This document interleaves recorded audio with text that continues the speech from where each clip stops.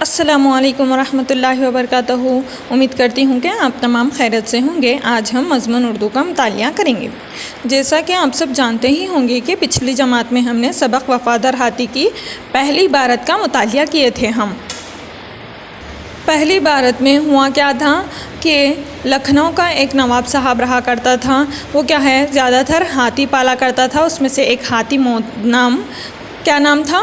موتی تھا۔ وہ کیا ہے، بے حد پسند کرتا تھا نواب صاحب کو، اور نواب صاحب بھی ہاتھی کو، موتی نامی ہاتھی کو بے حد پسند کرتا تھا۔ اور نواب صاحب کی بیوی کو ہاتھی ناپسند تھی، یعنی کہ وہ پسند نہیں کرتی تھی اور کہتی تھی کہ ان کو لے کے جا کر کہاں پر چھوڑا ہے، ہاتھیوں کو جنگل میں چھوڑا ہے۔ تو نواب صاحب کہنے لگے ان کی بیوی سے کہ ایک دن اپنے وفاداری کا ثبوت کون دیں گے؟ ہاتھی ضرور دیں گے۔ یہ اپنے نواب صاحب اپنی بیوی سے کہہ رہے ہیں۔ یہاں سے آج ہماری عبارت کا آغاز ہو رہا ہے۔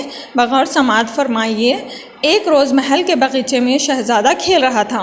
کیا کر رہا تھا؟ جو نواب صاحب تھا اس کا لڑکا، بیٹا جو تھا، اکلوتا ایک بیٹا تھا، تو وہ کیا کر رہا تھا؟ باغیچے میں یعنی کہ گارڈن میں کھیل رہا تھا۔ کیا کر رہا تھا؟ کھیل رہا تھا۔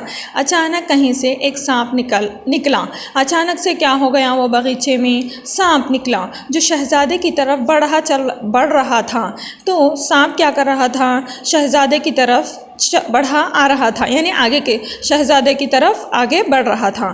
دور کھڑے موتی نے سانپ کو شہزادے کی جانب بڑھتے ہوئے دیکھا۔ اب جو ہاتھی کا نام کیا تھا؟ موتی تھا نا۔ وہ ہاتھی کیا کرا؟ سانپ کو دیکھ لیا۔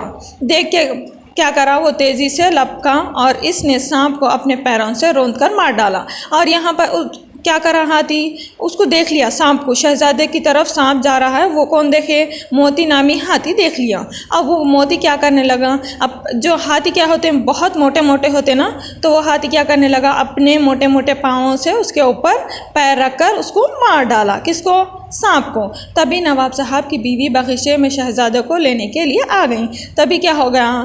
وہاں پر نواب صاحب کی جو بیوی تھی اپنے بیٹے کو لینے کے لیے آ گئی۔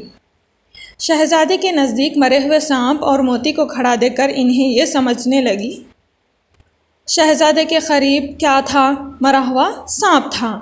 تو دیکھ کر موتی کو کھڑا دیکھ کر انہیں یہ سمجھتے دیر نہیں لگی کہ موتی نے ہی سانپ کو مارا ہے۔ تو شہزادے کے نزدیک کیا ہے؟ ایک مرا ہوا سانپ تھا اور موتی کے پیروں میں تھا۔ تو دیکھ کر انہوں کیا سمجھ گئے کہ یہ موتی نے ہی مار ڈالا ہے سانپ کو۔ انہوں نے اللہ کا شکر ادا کیا۔ کنہوں نے؟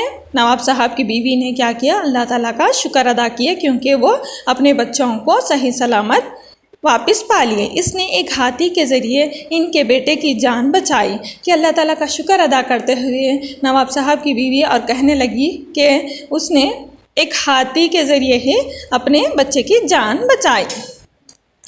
انہوں نے یہ واقعہ نواب صاحب کو سنایا۔ یہ واقعہ نواب صاحب کی بیوی جو تھی کس کو سنائے؟ اپنے شوہر یعنی کہ نواب صاحب کو سنائے۔ تو نواب صاحب کہنے لگے، نواب صاحب کیا کہنے لگے؟ میں نہ کہتا تھا کہ یہ جانور انسان سے بھی وفادار ہوتے ہیں۔ تو نواب صاحب اپنی بیوی کی باتوں کو سن کر کہنے لگے، میں کہتا تھا نا کہ انسان سے بھی زیادہ وفادار ہوتے ہیں جانور۔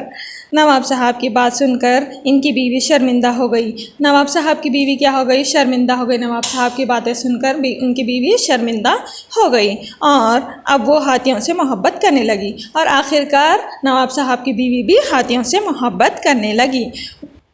امید کرتی ہوں کہ آپ سب کو آج ہمارے عنوان وفادار ہاتھی سے متعلق سمجھ میں آیا ہوگا۔ یہاں تک آج ہمارے سبق کا اختتام ہو چکا ہے۔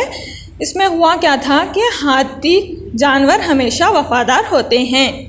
اس کا مطلب، اس سبق کا مطلب کیا تھا؟ جانور ہمیشہ وفادار ہوتے ہیں، وہ اپنی وفاداری نبھاتے ہیں۔